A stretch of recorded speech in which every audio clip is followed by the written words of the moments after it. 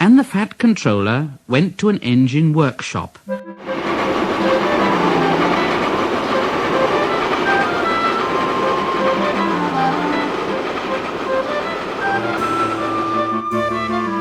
And saw all sorts of tank engines.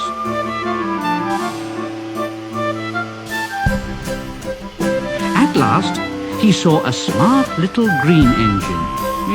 Yes, I think so. That's the one.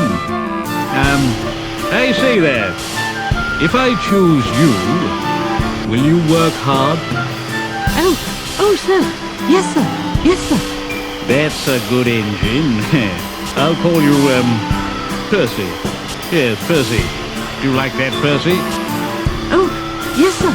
Thank you, sir. Yes, sir. So the Fat Controller drove Percy back to the yard and introduced him to Edward.